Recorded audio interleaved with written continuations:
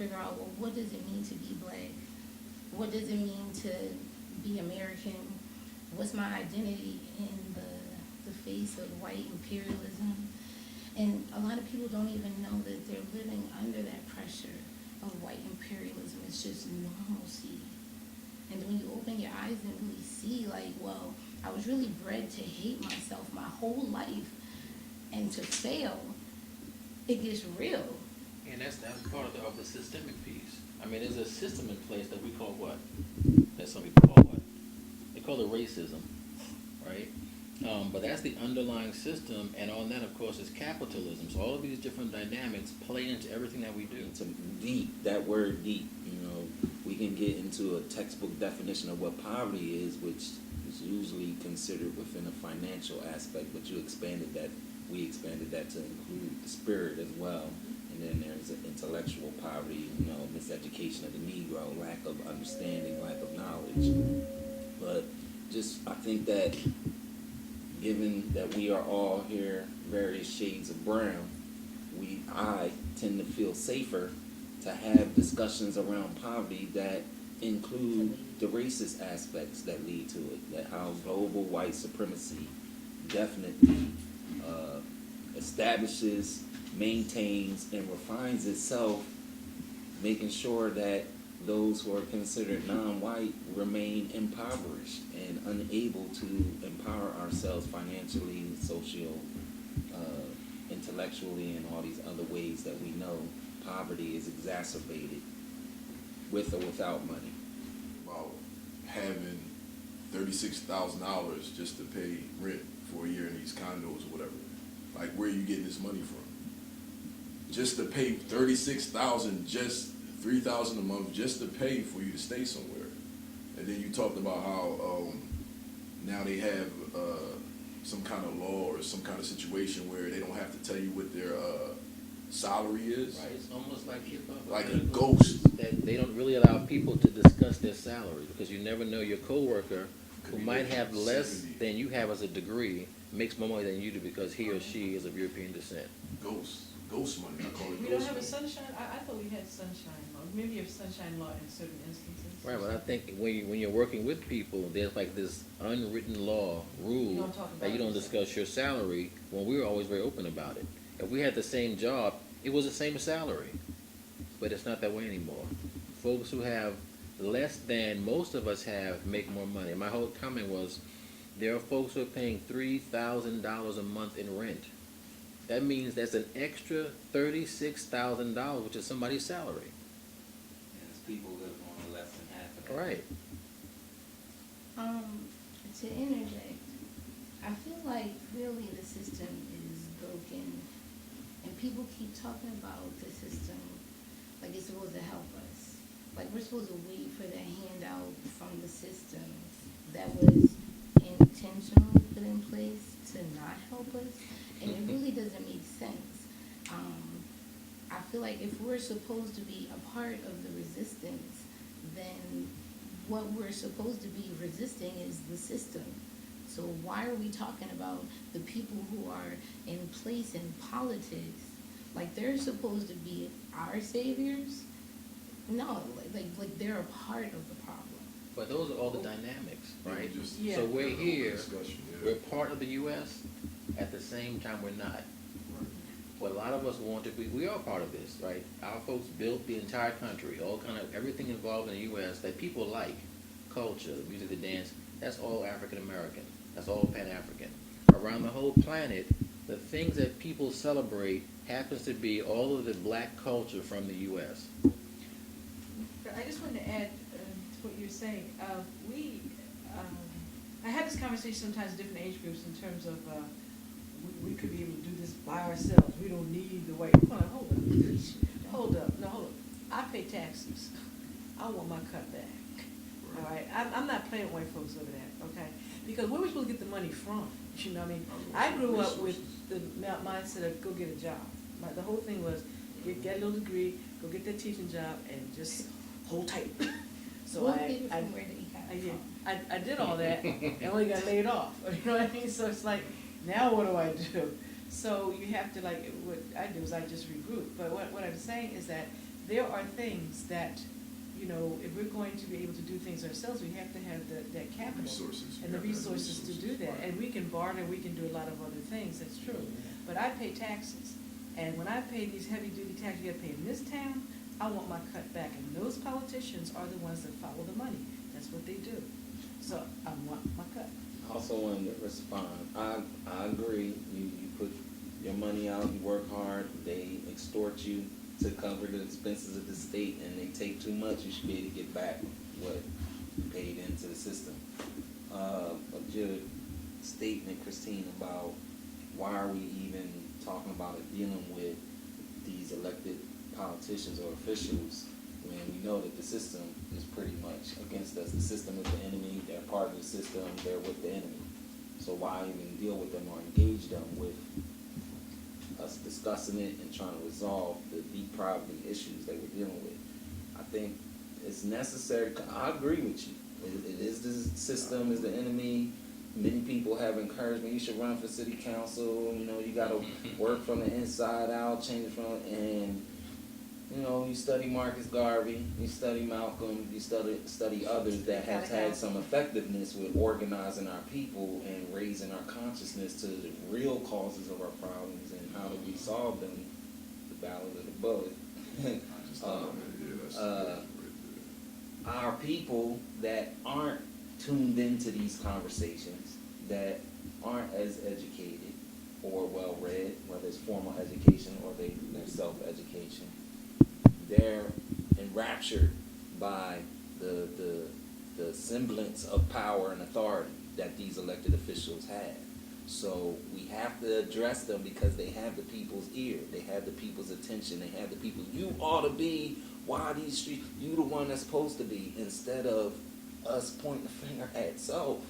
So I think part of our challenge is to clarify amongst the average person, they not for us, by us. Yeah, they get our vote because they look like us and we're hoping that they're going to do more for us than Europeans will. But we got to raise the consciousness of our people. Say, if we're going to make our situation better, we got to start where we are, kind of like Booker T. Washington told us, drop your bucket where you are and lift yourself out.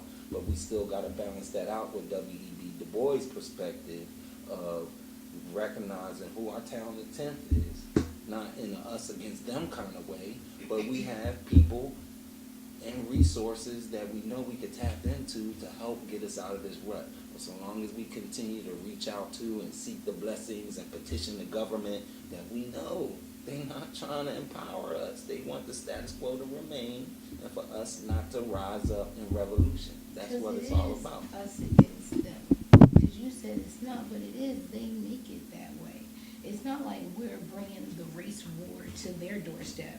They're shoving it down our throat every single day. We live and breathe white imperialism every single day. My children are growing up in white imperialism every single day. And it's almost nothing I can do about that because it's like everywhere. So the little bit of culture that I'm trying to give my kids barely is a footprint in the images they see on TV, what the kids are saying at school, what they see in the street. And we're talking about these elected officials that we're supposed to go to, but you're still talking about that system that's broken that I'm not a part of because they don't want me to be a part of it. I'm not waiting for them. I don't feel like we should be waiting for them. If we're going to be trying to use this as a forum to make people aware, I want them to be aware that the system is not for us, so we're not waiting for the system, and we need to make the system ourselves.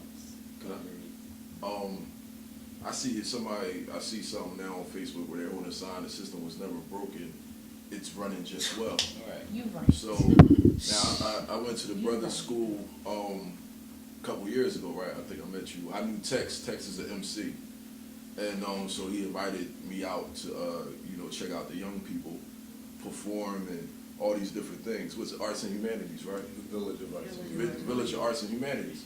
So now I'm at the school and I'm in amazement because what I see is something that already knew, especially with our children, that they're just genius. They just born geniuses. And that's not a big word. It's just, you know, one of my teachers once told me, genius is divine assistance from the Holy Spirit. Divine assistance from the Spirit, divine Holy. Anyway, it's just in you already. Whatever you are, you operate in your natural gifts, and that's your genius. So when I see these children, creating clothes, music, what else do they do at the school? Photography. All these things, operating their genius and creating their wealth and creating resources from themselves. Young people doing this, and adults just most, not all, because I learned not to say all or everybody, because it's not everybody caught up in the trauma and not in these things. But to see a lot of adults just talking about what we should do, when I see these young people reflecting actions of how we should move, unified in creating our resources from ourselves, from our gifts. I'm an artist, so I've been in that kind of mindset for years, because I've been able to help my own self by dealing with my issues and going through. You said I got the same story. My mom addict, and my father alcoholic. They didn't raise me, so I've firsthand experience going through DHS and going through all these different things to be where I am now. I can name everything that helped me get to this place, but the main thing is writing and operating in my gifts. That's helped me even to be standing and just talking right now. So to me, as far as what can we do, to me, it's always been unifying in our gifts and using our gifts to create our own resources. Does that take time? Yes. So you still have to interact with the system until you create the resources and create certain things. I mean, we got examples, Black Wall Street, right? Mm-hmm. And I know they destroyed it, Tulsa. Yeah, and so at the same time, to me, it's about moving united without saying anything. I look at every other culture, they're not telling you nothing. You just see the actions. But we have the legacy. I love what you're saying, but we have that legacy. The reality is, I think we get distracted. You said we have the legacy, right? We get distracted by some things. And I think that, not that deep poverty it is distracting, but we have pretty much always done that. You know what I mean? It's Done sort of what? like we're taking our gifts, seeing that there's an issue. Booker T. Washington did it. Du Bois did it. With who? With who? Yeah, with Booker who? T. But these are people who stand. You're No, naming. no. But what I'm saying is that, understand, Booker T. Washington said, however he did it, he said, I'm going to do this thing. There have been other people. There have been Right. black women educators, black men educators. They said, Yeah. we're going to do this thing. Right. And you know who helped you. You can name the people that helped you with your inner spirit. Right. Right? But this is something that we as a people, I think we have done. Maybe it's been in small, you're doing it. Okay. Everybody at this table is doing it. And we come together because we want more. We've always Right. been a people around. We want more. We want all our people to feel worthy. You know, it's just in us. I mean, that's why we're sitting here. So let me Yeah, I'm sorry. finish. It's Yeah. cool, but I like what you said. And at the same time, to me, it's not about a person standing out in the forefront anymore. It's about, again, being unified. And what's one of our ancient African traditions? Just oral, not speaking out loud, but just carrying on a sacred oral tradition. So I hear you, but you're naming people. To me, when I look at what I've studied, because we just talking about strategy right now, really. How can we strategize to rise up again together, collectively? So when I study Malcolm X, when I study Martin, when I study whoever, they're out in the forefront and then they get taken out. So strategy-wise, for me being a strategist and being an artist and living right now, to me, I see us uniting, being quiet, and not just having one person stand out in the forefront. I have an idea. In a city that, just said we were at my grandmom's at Raymond Rosen, and now the house where we've been in since 1960. Now I was sort of, traveling a little bit, but the reality is that these labels are just, they're harmful. Because now every generation has to have its label. It's like every generation, you're born in a war. I don't know what wars you were, but I was born in the Korean War, okay? And somewhere in Second World War, and somewhere Vietnam and so forth. There's always something going on external to us to a point, but then maybe not. But this country, we have to look at the country in the manner in which it has evolved and the way it is right now. it was never intended after enslavement, for us to do anything other than to die, disappear. I haven't just come into this realization. This started kind of early for me, right around, high school time. So that would have been late 60s, all right? So our leaders of yesteryear and yesterday have, their ideologies have been abandoned, right?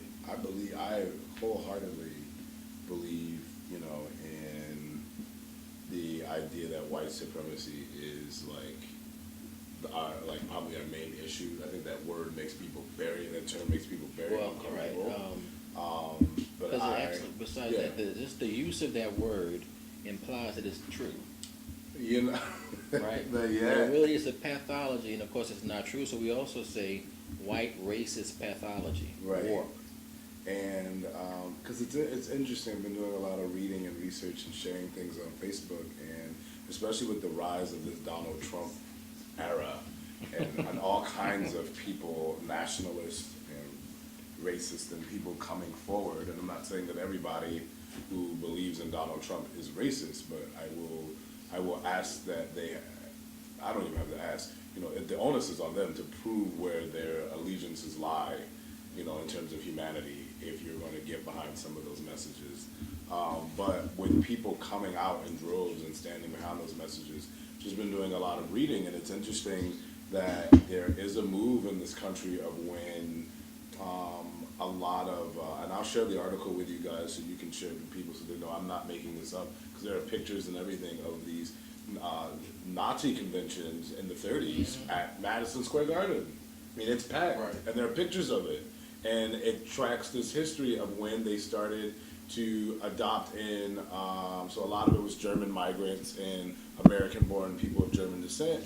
And then they began to attract in just American sympathists who could ideally align with the idea of imperialist supremacy and the fascism, and would say things like George Washington was the original fascist, and then began to take that iconography and use it. And I was stunned, and I just shared it on Facebook because I was like, guys, this is not a joke. We need to be aware that this happened, and that this happened over a long period of time, and it's less than 100 years ago. And so having that conversation is very hard for people.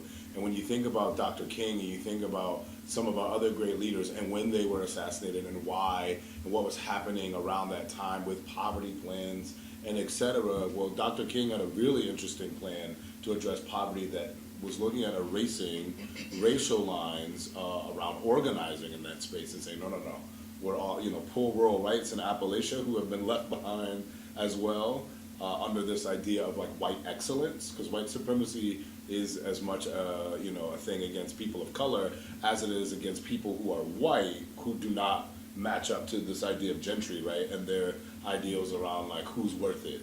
So if you don't measure up to white excellence, then you stay right there in your mountains, you do what you do, and if you're not making us money, I just don't want to you. be trying to pull awareness, then the awareness is the reality of, white oppression, and really how deep that is. We're talking about living amongst the people that literally hate you just because you're brown. And, I think you said a lot of our young people and a lot of people just aren't awakened to that. So I'm thinking there could be a series of images that we, put together that kind of reflect exactly what white imperialism is and what it does to us. Listening to what Michael was saying, you're talking about how you want to give the kids you work with like positive images of black women, right? But you wouldn't have to work so hard to show them positive images of black people if there wasn't a group of people working so hard against our positive images. And that's why I keep saying I don't know why we're talking about solutions that are still involving the system that we have all agreed on is working. If it's working, then how are we supposed to work against it within it? So I'm with you, and how we do that is like So it's a bit of a balancing act. If all I teach black children is their oppression, I'm not encouraging their genius. There is, and I'm not saying we don't teach about oppression. It's about balance for me as a teacher. If I spend all my time with that, they're not growing the skills that I need to, we wouldn't do what you saw. You know what I mean? You wouldn't come up there and see, like, I invite you all to come to one of our showcases so you can just see all of this work. Like, and it's amazing to be in it because we go through it. We are dealing with the real life shit of people getting shot a block away, getting, people killed our chickens on our farm. Like, it's not easy living and easy working. But Yeah, I think you did because it's not all or nothing, and that's how you made it.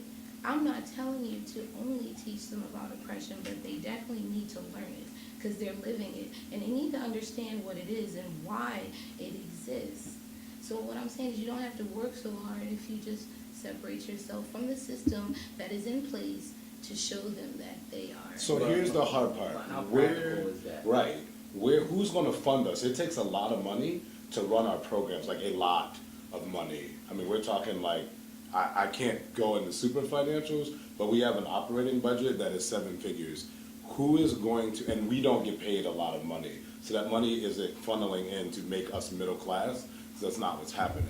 I hear you, and I'm definitely not saying, all I was saying is that what our approach at the Village is one that's built around understand historical context, understand your identity, because I also personally, and this is just me, I also bulk I went to school for art for a very long time, and it's not my schooling in art that I stand on, it's how I had to find my black identity in a space where I should have never had to dig it out, because we are the basis of all that stuff in America, point blank. I went to school for music, all of that crap. So for me, it's a space of like, I don't believe that we are lacking culture.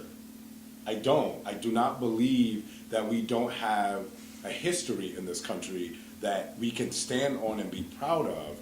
I absolutely think it's our job to pull that together from the sources that have done that for us that we're not using. And I'm not talking about anybody in this room, I'm just saying collectively as a group that we're not using. And 2, us also adding to that canon and that lexicon. I cannot go back to Africa and find out exactly where I'm from. So it's worth it to look at all of West Africa, in my opinion, because technically the bloodlines and the way they bred us, we probably got blood coming from a bunch of different areas there, right? Even here, some say even some of us are just from here.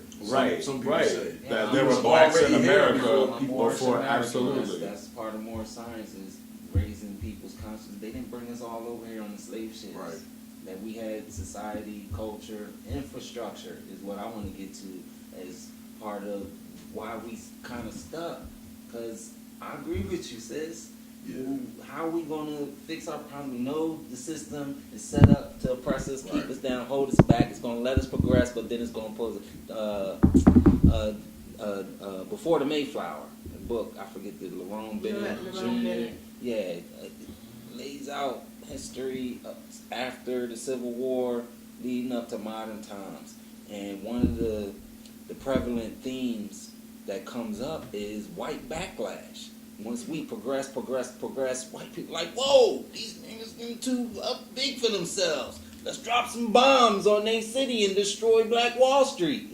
This happens cyclically throughout American history. Right here in Philadelphia. These people is getting too conscious, getting back to their roots and their culture and being holistic and whatnot. Let's shut them down before it becomes an expansive movement throughout the city. Let's give some black people some money to go in and be agents. And like, what's the brother shotgun to the head? What's Fred or Hampton?